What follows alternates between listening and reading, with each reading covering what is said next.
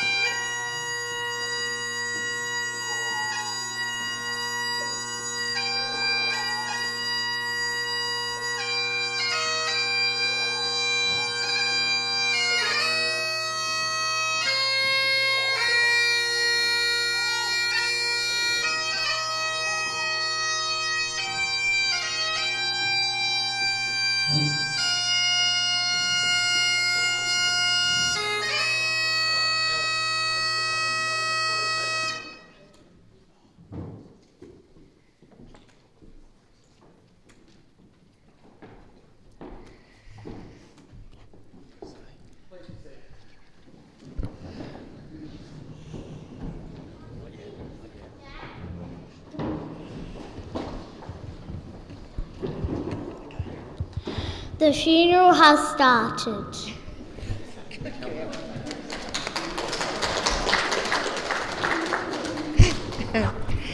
Beautiful.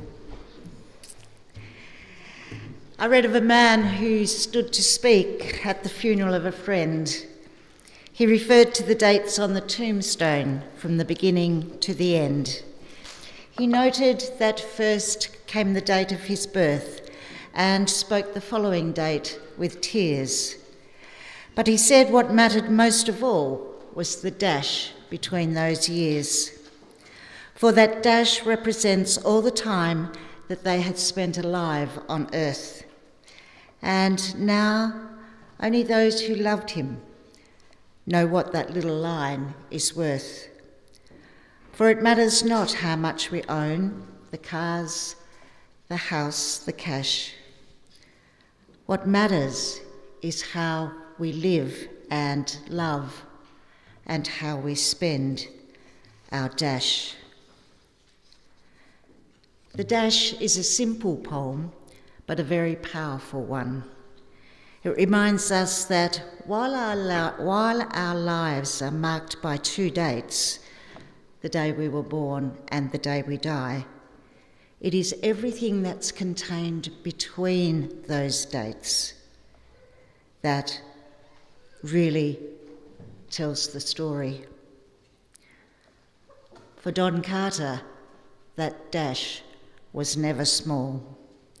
It was filled with family, friendships, football, photography, adventures and arguments, laughter and learning.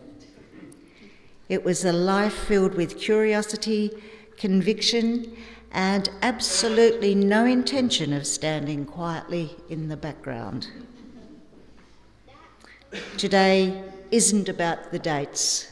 Today is about the dash.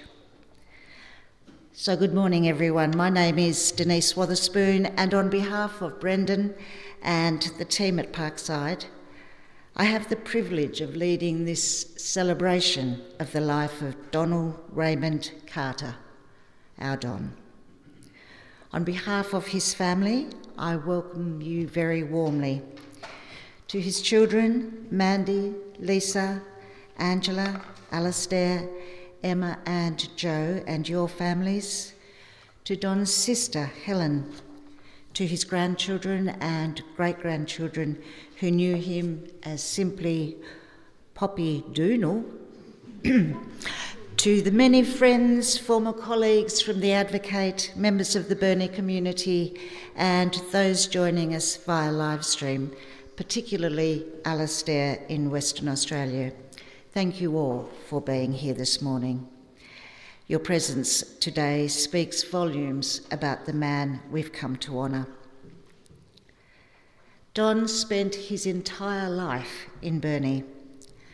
For almost 9 decades, this community was his home, and for 40 of those years, he helped to tell its story through the lens of a camera. Many of us have probably smiled at photographs he took without even realising the man standing behind them.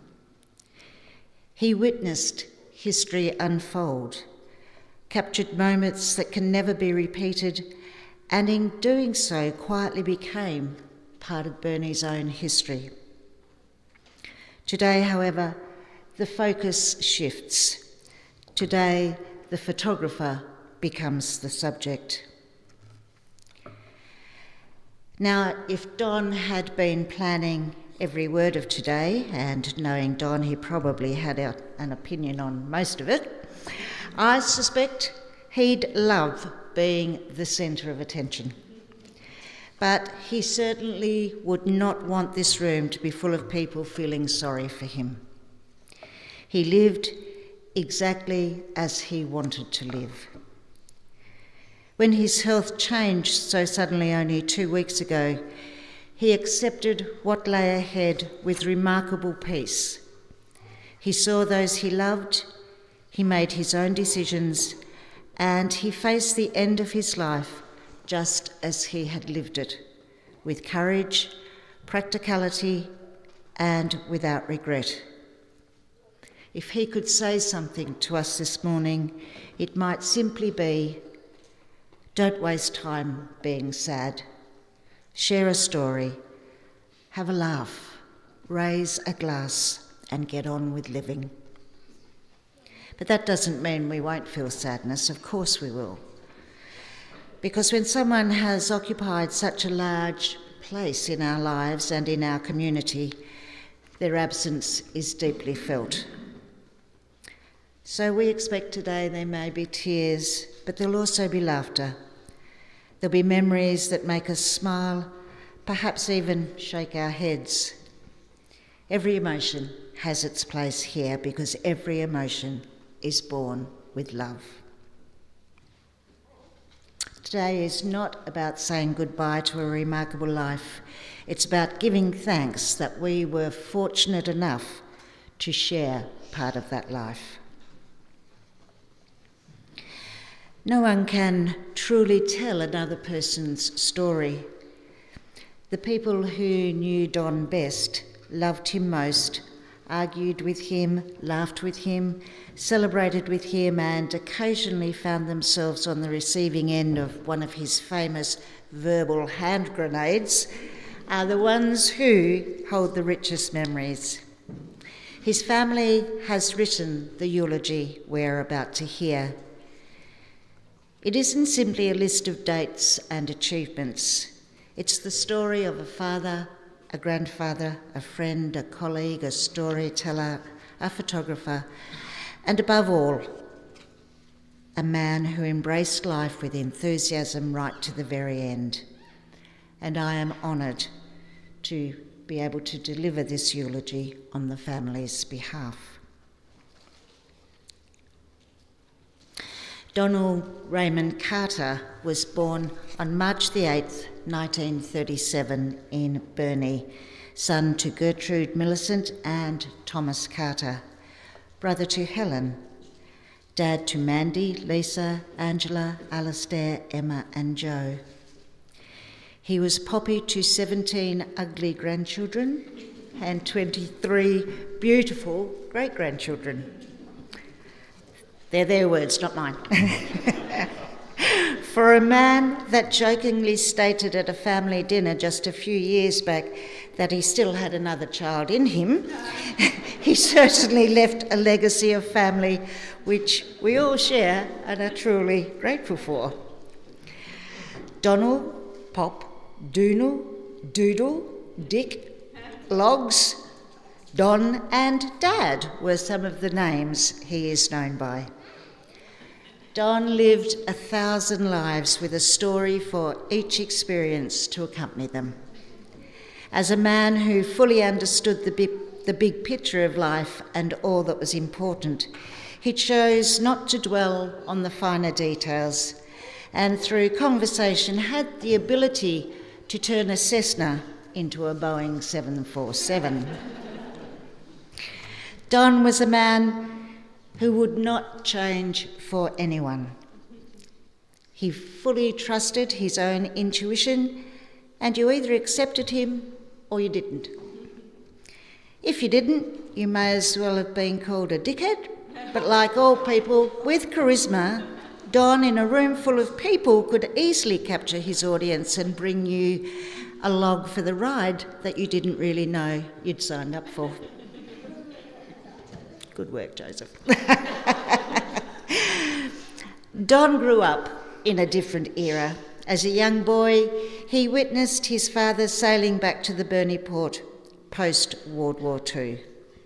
His family home was located at 18 Hodgman Street, and he attended Burnie Primary and then graduated from Burnie High School in 1952 at the age of 15.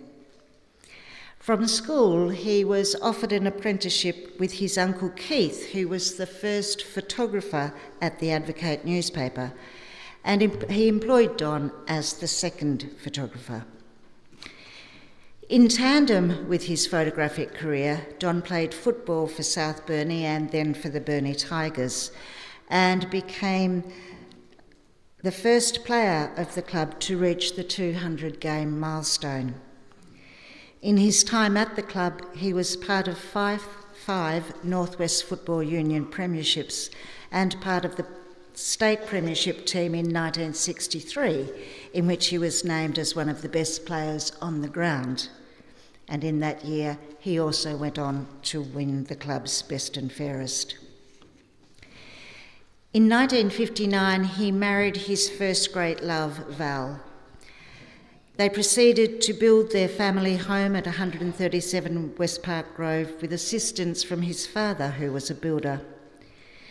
In the photograph montage we'll see shortly, there is a brilliant photo of Don digging the foundations with the help of some of his mates.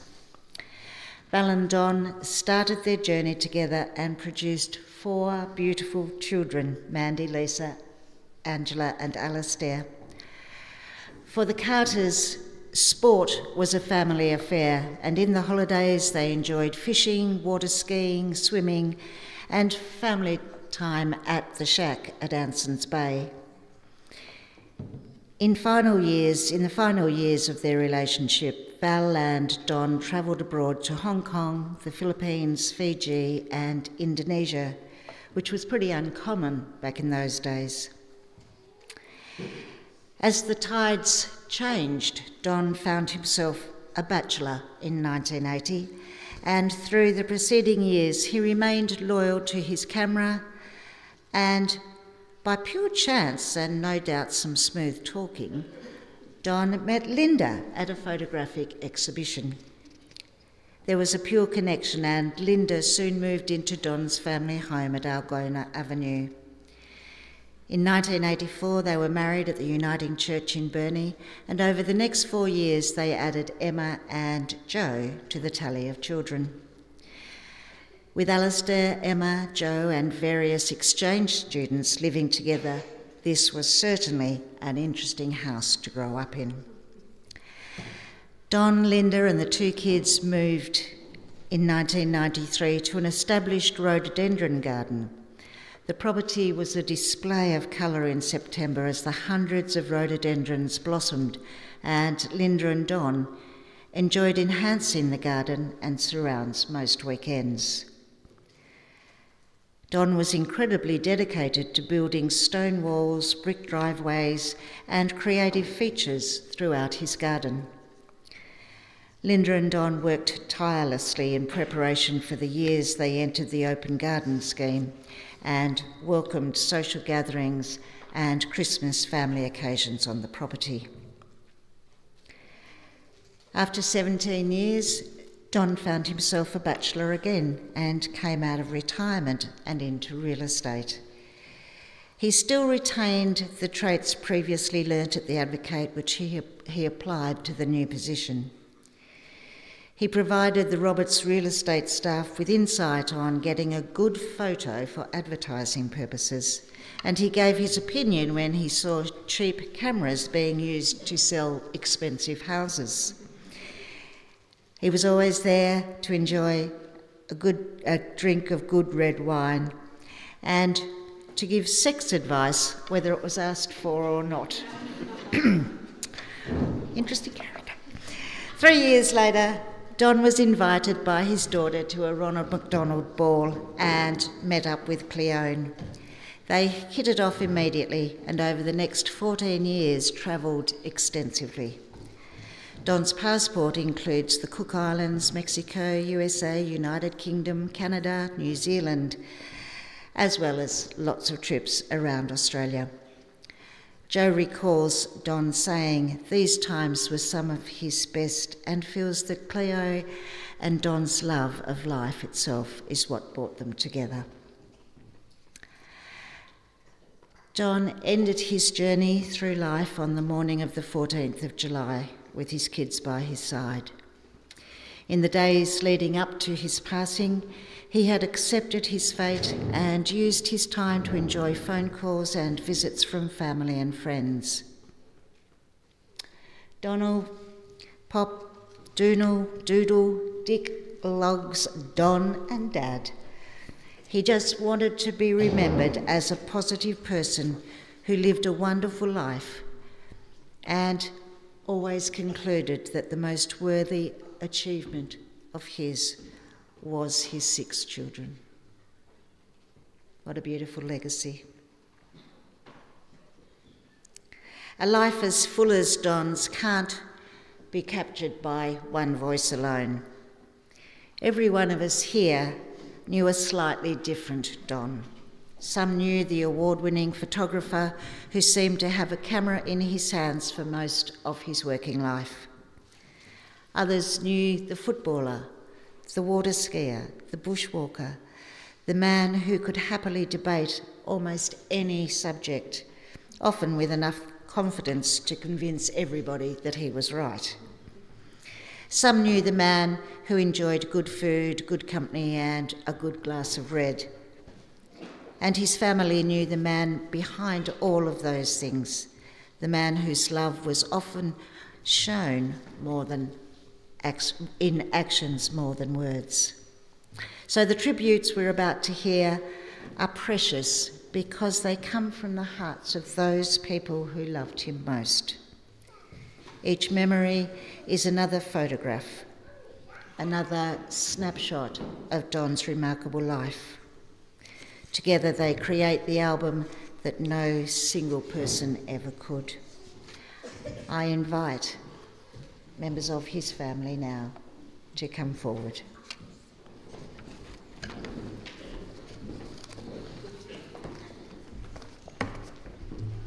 Yours is there, Lisa. Yeah.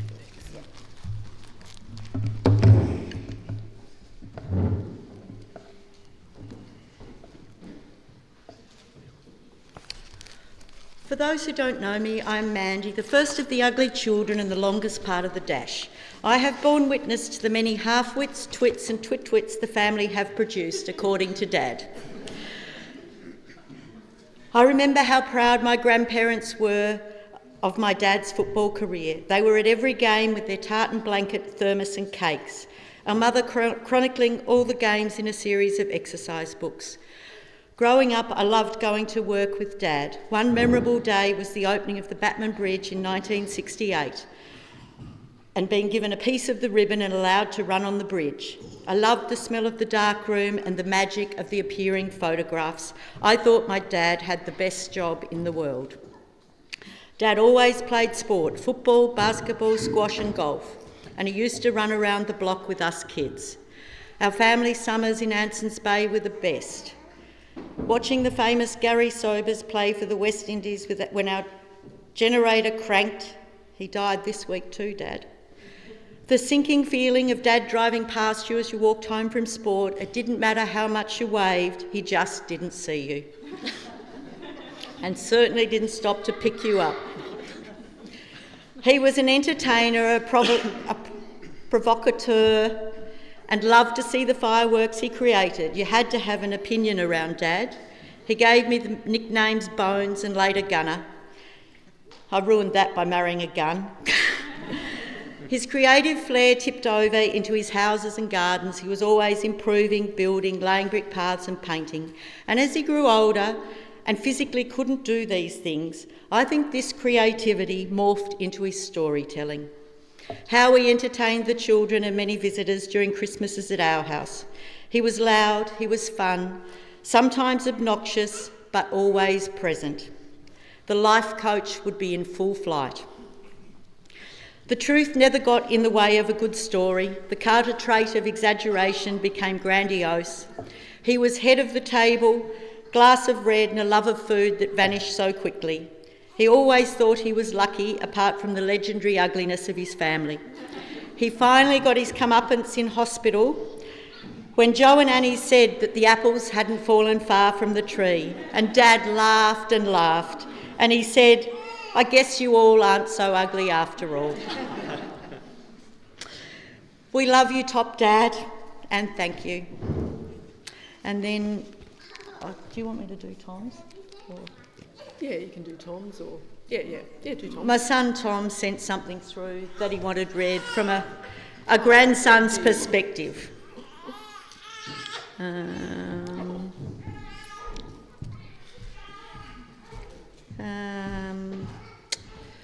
Some things are just a constant in life, and Poppy Donal was one of those. From my earliest childhood right through to adulthood, there could be long stretches between catch-ups, but whenever you saw him, his cheeky grin and his even cheekier nature were always there, ever present and completely unchanged. One of my favourite memories from growing up was Pop constantly reminding us that he had no idea how we turned out so ugly, especially with his genes running through us. It was true. We'd chase him around, giving him as much hassle as he gave us, and I was always amazed by his energy. That never really changed. Later in life, at Christmases at Mum's, you could sit with Pop for hours while he entertained everyone with his stories of his adventures, always with himself as the hero. Whether they were true or not, they always made for a good story. I can't swear. No, Tom did. What always stood out to me was that Pop stayed young at heart. Even in some of his final photos at hospital, despite everything he was going through, that cheeky grin and those twinkling eyes were still there. Life has a way of wearing people down, but somehow Pop never let that happen. He stayed true to himself right until the end, and that's something I'll always admire. We're often told to learn from our elders and think about what we'll carry forward to honour their memory. Apart from inheriting Pop's long skinny legs and short torso, which I didn't exactly get a say in, the greatest lesson he leaves me with is to stay young at heart, enjoy life to the fullest, and take whatever life throws at you in your stride. Love you, Pop. Thanks for showing us how to stay young at heart, and I hope you're up there enjoying a glass of red with Clee. Oh, okay. All right, I'm short and sweet after that one. I actually wrote this at 4 a.m. So, Dad was larger than life, totally inappropriate with a lot of his comments, and loved an argument, or as he thought, a good debate. But I also remember Dad as a well-respected photographer, a man who loved his family. Some of my fondest memories are of Dad teaching us to water ski and fish at Anson's Bay, where we spent all our holidays growing up. Dad accepted his final diagnosis with grace, which wasn't actually a good quality of his, I would say, and dignity, and but he was absolutely positive to the end. His last wish was to be at the joint birthday party of his two youngest granddaughters, Grace and Stella, on the 17th of January. Dad will be there, and we'll say our final farewells when we spread his ashes on Robbins Island, as he requested. After that, rest in peace, Dad. Love you.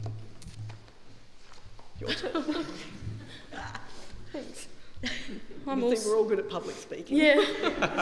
He didn't pass on that confidence, unfortunately. No. No, Dad had all the confidence in the world. I think Alistair was supposed to be up next. Oh, we do Do you want Alistair? Alistair's? Alistair's meant to be. Yeah, we'll do Al. Yep. That should be on the screen. Yeah.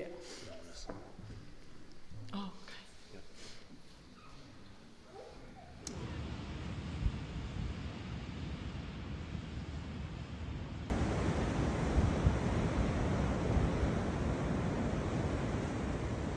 Greetings everybody from Nalu Station, the Ningaloo Coast, one of Dad's favourite spots.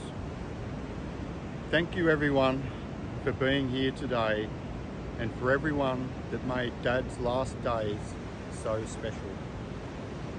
With an extra special thanks to Joe, Lisa and Mandy.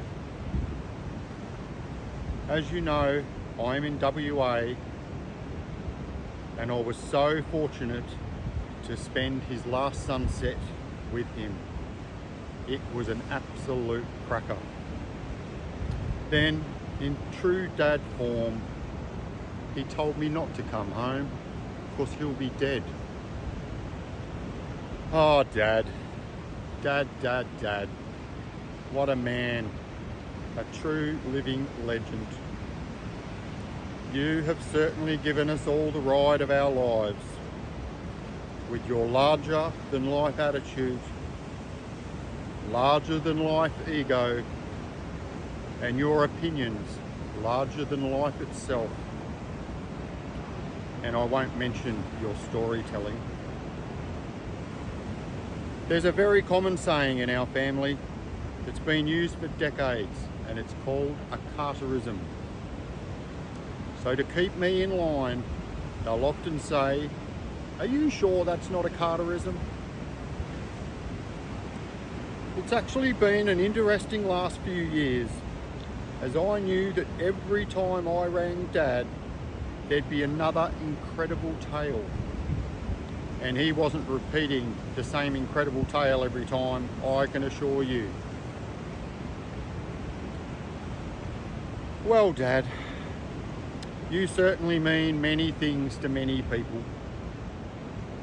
But to me, you're my dad and you're my old man, who has always been incredibly supportive, positive and accepting in whatever I was doing or wanting to do. You have certainly created an incredible family. I am so grateful for our conversations during your last days, and as heartbreaking as it was, you once again showed your strength and dignity. I love you, Dad, and you'll forever live in my heart.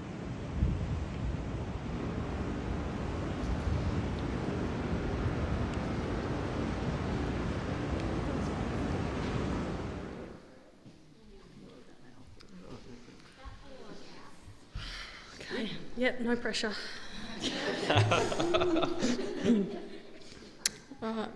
Emma did only just fly in I from Canada. flew in from She's Canada jet-lagged. last night and I wrote this on the plane. So, Dad, I'll never forget the smell of cigarettes and printing ink on your sweaters. My favourite memory of fish and chips on the bluff and you teaching Joe and I to chop wood and ride four-wheelers in the bush. Your constant reminders to me to be more like a cork in the ocean. Our endless phone conversations about how much you loved Canada and how your next true love will be French, so you can meet us in France. Merci beaucoup. Your reminders that life should be simple, drink red wine, eat good food, and be happy. Thanks for being such a great mainstay throughout all my walks of life. You were always there when I needed you to be. And a little message from my daughter Grace. Enjoy your sprinkle cakes in heaven, Poppy. Sayonara, which translates to see you in a very long time, but I'm sure you knew that. Love you, Dad.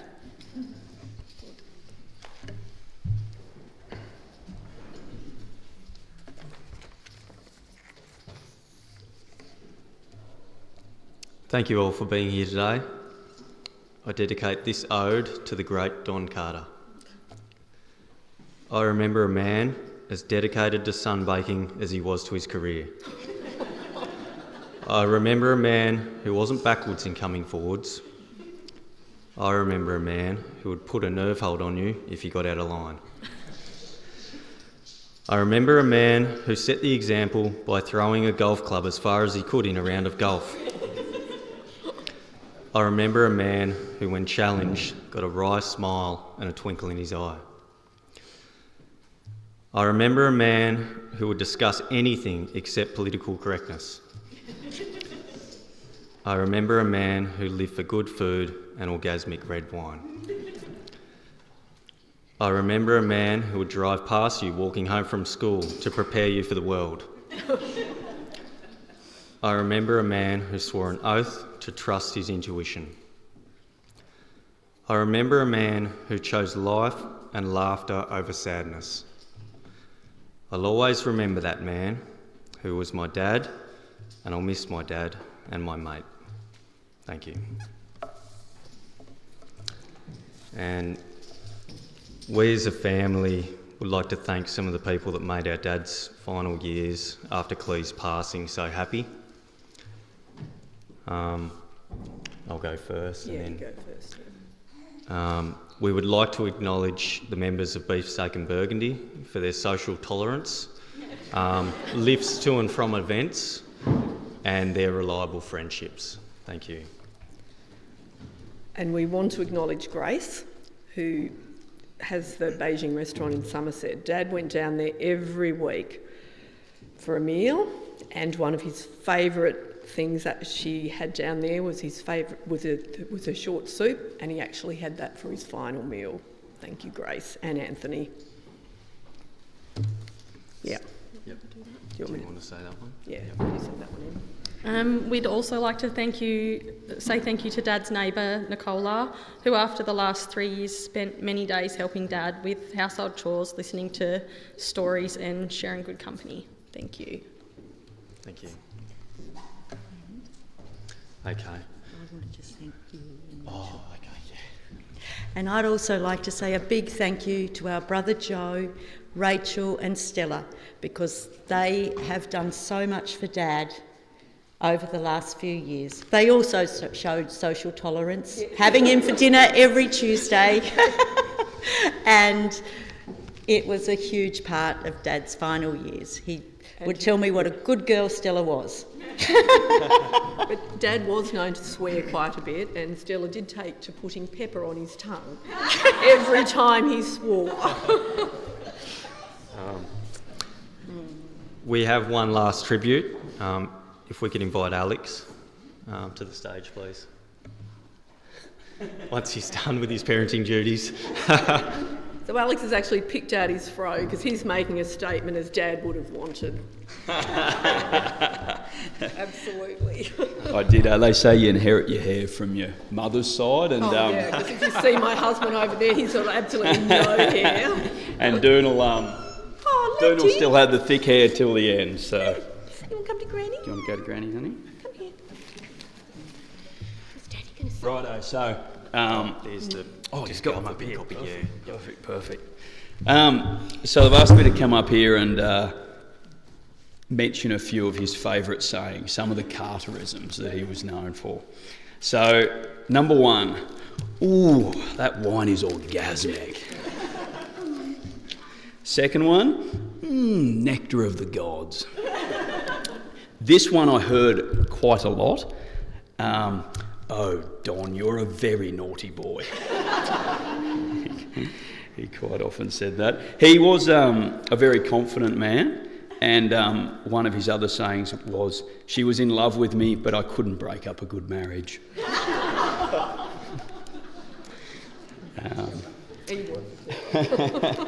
As I've all mentioned, he loved to give out advice, so another of his sayings was, "So how is your sex life? I used to be a sex counsellor, you know." I copped this one quite a few times. We actually, me and my brother and a friend helped him build, and helped him and Joe build the deck at the East End house, and we started the week a twit, and by the end of the week we'd graduated to a half twit. So he gave us a couple of positives occasionally. He'd also say every time he saw us, "Oh, look at these ugly grandkids." I think it was so that we didn't get big heads, but I don't know what happened to me. In my opinion, she's drop-kick gorgeous. "Oh, Don, you're a beautiful thing." And lastly, with more truth than any, "Don, it's called date of birth." And he'd often say that when he'd, with his bad knees and things, he did have some kind of idea of his age. It always goes date of birth. It's called date of birth. The knees. Very good. Yeah. A bit of light amongst the... Yeah, that were very touching. Yeah. Touching statements. That's So, Dad. Go back to here you come. There you go.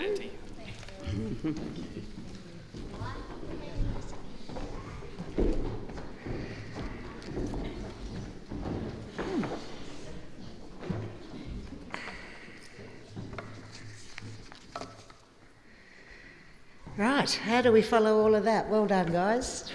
What a unique and colourful character he was. So, as a photographer, obviously Don spent much of his life preserving other people's memories. He understood better than most that a photograph can stop time. It can capture a smile, a celebration, a quiet moment that might otherwise have been forgotten. So it's only fitting that now that photographer tells part of his own story. Enjoy.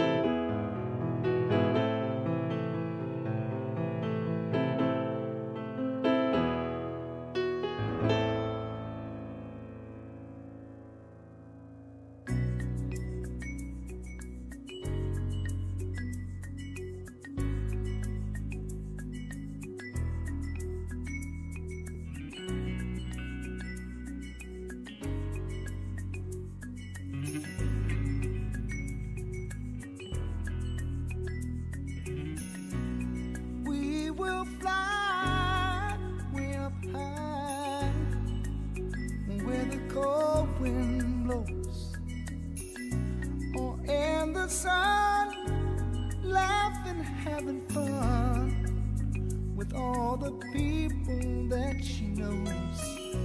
And if the situation should keep us separated, you know the world won't fall apart, and you will free the beautiful bird that's caught inside your heart. Can't you hear her? She cries so loud as the wild note over water and cloud. That's the way it's gonna be, little darling. We'll be riding on the horses, yeah, yeah, way up in the sky, little darling. And if you fall, pick you up, pick you up.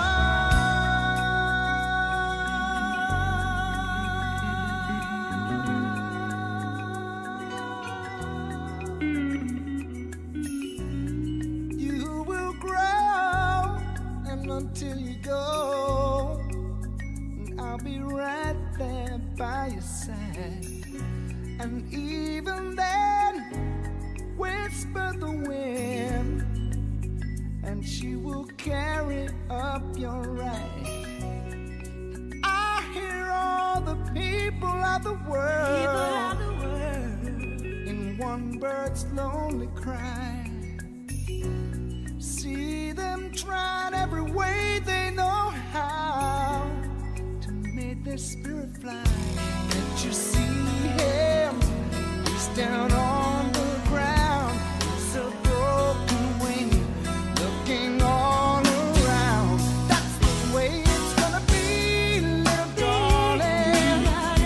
You go riding on the horses, yeah, yeah, way up in the sky, little darling. Oh, and if you fall, pick you up, pick you up. That's the way it's gonna be, little darling. You go riding on the horses, yeah, yeah, way up in the sky, little darling. And if you fall, pick you up, pick you up. That's the way it's gonna be, little darling.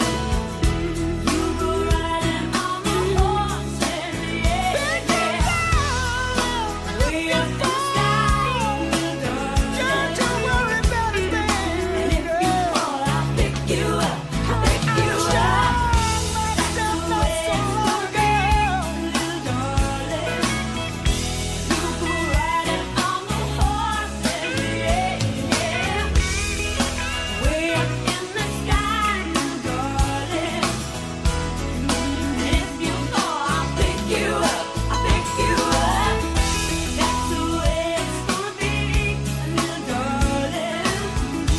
You go riding on the horses, yeah, yeah, way up in the sky, little darling.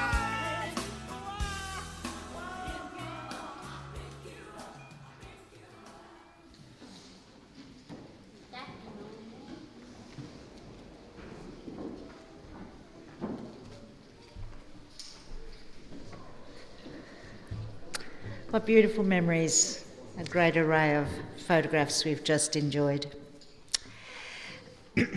As we draw towards the close of our celebration, I'd like to share some words that have brought comfort to countless people over many generations.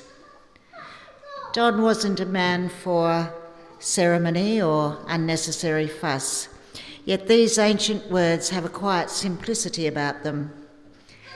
They don't pretend that life is always easy, nor do they deny the sadness that comes with loss. Instead, they gently remind us that even in life's darkest valleys, we are not without hope, comfort, or peace. Whether these words are deeply familiar to you or you're hearing them with fresh ears today, I invite you simply to listen and allow them to speak whatever comfort your heart might need. The contemporary version of the 23rd Psalm. and it reads, "You, Lord, are my shepherd. I will never be in need. You let me rest in fields of green grass. You lead me to streams of peaceful water, and you refresh my life. You are true to your name, and you lead me along the right paths. I may walk through valleys as dark as death, but I won't be afraid. You are with me, and your shepherd's rod makes me feel safe. You treat me to a feast while my enemies watch. You honour me as your guest, and you fill my cup until it overflows. Your kindness and love will always be with me each day of my life, and I will live forever in your house, Lord."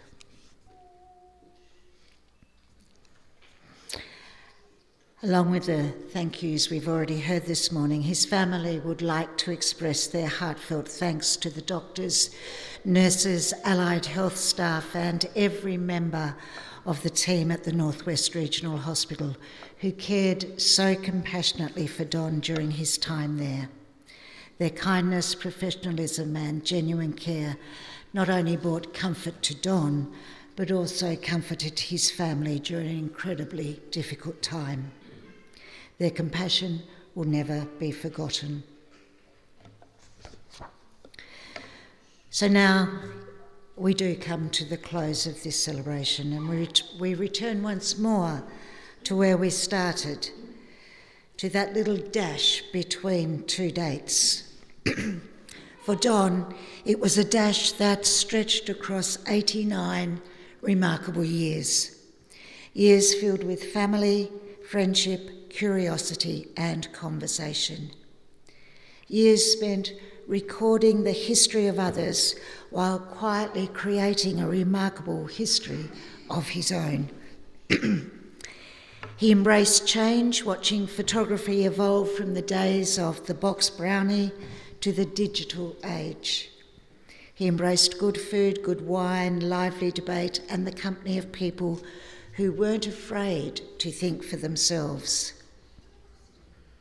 He loved his family deeply. He loved Bernie, and Bernie, I think it's fair to say, loved him right back. None of us can choose how long our dash will be, but we can choose how we fill it. Don filled his with purpose, adventure, laughter, and very few regrets. And that truly is a life worth celebrating. Ladies and gentlemen, would you all please stand?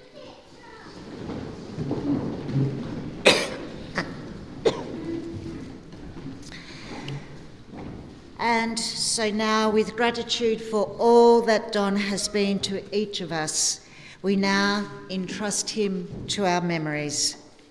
The conversations have ended. The camera has been set down. The work is finished. May we carry forward the best of what he shared with us. His courage to speak his mind, his loyalty to those he loved, his optimism, and his ability to find enjoyment in the simple pleasures of life. Don, thank you for the many memories you created. Thank you for the stories you told. Thank you for the photographs that preserved the story of our community. Most of all, thank you for the love you gave your family and your friends. Go peacefully. You have earned your rest. So we now give thanks for his life, his love, and his legacy. The family warmly invite you to remain here for refreshments and to continue sharing your stories.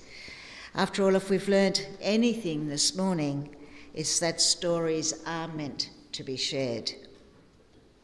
Thank you for being here to celebrate the extraordinary life of Don Carter. But before we conclude, Don has one final thing to share. It seems entirely appropriate that even now he has the last word.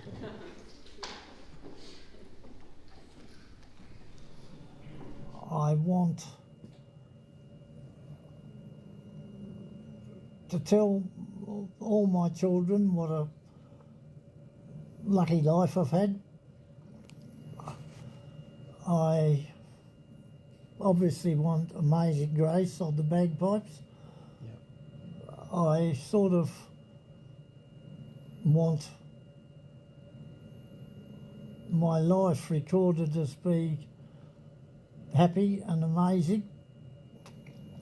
I sort of want to be remembered as a positive person and having wonderful people in my life. I want to be remembered by my 6 children as a positive person. I want to be remembered as going around Australia 3 times, around the world I think 3 times, and having 6 wonderful children, 14 grandchildren, blessed with 14 wonderful grandchildren, and having a very, very wonderful life. This red is absolutely orgasmic. It will blow your lips off.